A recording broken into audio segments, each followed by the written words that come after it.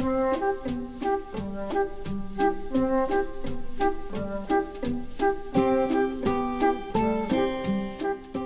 be looking at lights in our 3D world in After Effects.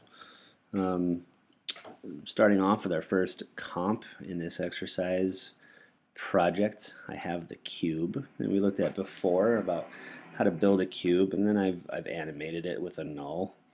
So it does a full spin on both the X and the Y, so it resets itself. Kind of fun. Super cool. If you can tell, I'm totally entertained by the things that we make, and I could just sit here and watch this cube rotate in 3D space again and again and again, but that's not what we're here to do. In this comp, I want you to see that there are some layers that are called ambient, spot, parallel, and point. They all have a little light bulb next to them. These are a specific layer that you can introduce to any composition that has 3D elements, and you can only put them into a comp if you have 3D elements. It could be just a single layer that's turned 3D, but something has to be 3D in order for you to have access to the lights. And the lights are found under Layer, New, Light. And when you choose one of these new lights, you get the light settings window. You can name it. You can choose what type of light you have. So there's the 4 types: parallel, spot, point, and ambient. You have control over the intensity. In this case, since it's a spotlight, we have a cone angle, and the cone has a feather. You can choose the color of your light, and whether or not these lights will cast shadows. We'll get into that in the next comp over. So I'm just going to hit cancel because I've already set these up for us. I just want to talk about what the different lights are before you start adding your own lights. So by default, as you make your composition and you're assigning your 3-dimensional components and arranging them in space, there is a presence of light that we don't have any control over, just like there's a presence of a camera called the active camera that we also don't have any control over. And these are just defaults to make sure that while you build things, you don't need to get too over your head with a lot of other elements until you decide that you need to have that control. So right now everything is uniformly lit by a default light known as an ambient light. And an ambient light means that there's a value of light that's present in all areas of your space. Any direction, doesn't matter. It's an ambient light, and it just casts light and things illuminate. So you kind of have to think about it as like if you're, if you're hanging out somewhere in the middle of the day, because of the sun, there is some ambient light that just is lighting everything up. But the sun actually does, it is a directional light, so it's not the best example, but you just have to think of like, if I could just have some light and have it distributed everywhere evenly, that's an ambient light. So if I turn that on, things get dim, and that is because if I open this up and look at my light options, I have an intensity set to 25%. And that's something I just want you to get used to doing as you create scenes and environments. It really is a good idea to have an ambient light in there, but not to have it cranked to 100, which is what the default ambient light is anyways. The reason is because as we build and create these 3D environments, you want to have more control over sculpting our objects or defining edges and surfaces and stuff like that with light. So this ambient light, I have it set to 25 right now, but as you can see, you can go anywhere from 0 to 100, and then lights get crazy. You can go beyond 100%. What does that teach us? Not much, other than After Effects can cheat physics. Alright, so I'm just going to go to color. Right now the light is white. I could change it to be a red light, and that's going to have an impact on the artwork. It's really interesting, isn't it? Red kind of ixnayed some of those colors. But if we were to say, let's make it blue, now you can see that everything kind of has a bluish tint. So another great thing about lights is that you can have some really awesome creative results by introducing colors. I'm going to close down ambient. I'm going to leave it on.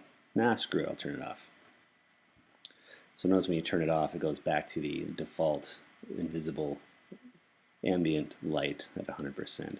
So now the spotlight. If I turn the spotlight on, things definitely look very different. If we open up and select just first of all, if you select the spot, you'll see something on your screen which looks a little bit different than what we've seen before. And this is our light. And the light has a point in which the light is emitting from. And then there's a direct line that comes out of that to the point of interest where you're pointing your light to. This big circle is the outer part of the cone, and then you have your directional arrows for X, Y, and Z. So if I start to drag this light to the right, you see that the light itself is moving in space, and as we drift off of our cube, the light drifts away. That's just an X and a Y. Here's the Y, same thing. And then if I was to play with my Z, the further back I get, it would end up getting dimmer. And then as I get closer and closer, you can see that I can sort of like zero right in on the point of the cube, right on the corner. So I can also grab this light without grabbing specific arrows, and it'll just let me do kind of a free form. This is nice right now just because you can kind of see how as I drag this light around, you can see the relationship between the cone and the point of projection, or oh man, I used the perfect word earlier, now I'm spacing out, and then the point of interest. So the difference between grabbing and moving around on an axis versus just grabbing the light itself is that when you move the axis, the point of interest moves in proportion to whichever way you're dragging it. If I just drag the light itself, the point of interest does not move, it stays intact. If I open up this layer and look at the transform, I do have the point of interest and the position, and then I have rotation. Rotation doesn't really matter. It's a circular light, so it's not like you get to see it spin. But position can be keyframed, point of interest can be keyframed. So lights could ultimately like kind of move around something. So maybe I have it set over here at frame 0, and I'll also leave my point of interest there. And by the end of this thing, I want it to go over here on this side. And that's going to be kind of interesting. You're going to see the shadows kind of change directions, you know, which side of the cube is being illuminated. I'll cancel both of those. So you can move lights. You can have some really cool results by moving lights. And then if we open up light options, there are many more options than what an ambient had, because this is a spotlight that has properties that an ambient light would not have. So the cone angle, I can make it very narrow, or I can really widen that out if I need a greater throw of light. The cone feather is going to soften that edge. There, you can see a very hard edge, like a spotlight, and then nice and soft feathered edge if you're trying to just make it less noticeable on your edges. You have something called cast shadows. Either it's on or it's off. We're going to leave it off for now. And then you can define the information about your shadows. So that is a spotlight. And it's probably the most common used light after the ambient light. So right now I have a spotlight on, and notice how that side of the cube is completely black. If I turn my ambient light back on, it helps bring some of those values out. I still have some shadows and some focus because of this spotlight, but it's never going to let everything completely go into shadow because that ambient light is there to help us. I could even take the ambient down, you know, like 10% or something like that, and see that we still have good shadows, Nothing ever totally goes away though.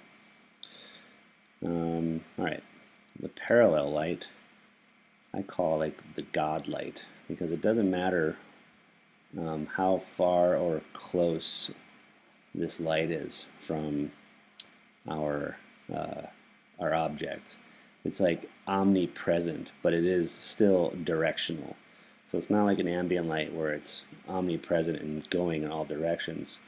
This light just has no decay, no fall off. I can still point it where I want it to go by using a point of interest or by moving the light itself. Come here, you. There we go. So you can see how the light is changing directions. It's a very strong and intense light. And if I open up my options here, transform has point of interest and position, that's it. And then under light options, I have intensity, my color, and whether or not I'm casting shadows. So it's similar to a spotlight, but it has no fall off, no decay, but it also does not have cone angles and edges and stuff like that. So we'll turn that off. And then the very last light is a point light. If you turn your point light on, it's a very simple light by the nature of its presence on your composition. It has only directional, like position options. And you have to think of a point light as being like a light bulb. This light bulb is emitting light in all directions of itself. Kind of hard to tell, but it's emitting from left, right, top, bottom, front, and back. So it's a light bulb. The light bulb's just going to be shining, and it does have some transform properties of just position, and then it has light options of intensity and color, and whether or not it casts shadows. But if I was to take this light and move it closer or further away from this thing, you can see that it has definitely the properties of like a light bulb. It's a pretty cool light. So there is the introduction to lights. I suggest you add them, play with them, and see if you can animate them, move them around so they point to different parts of your comp. But the next video will be about shadows, the shadow node.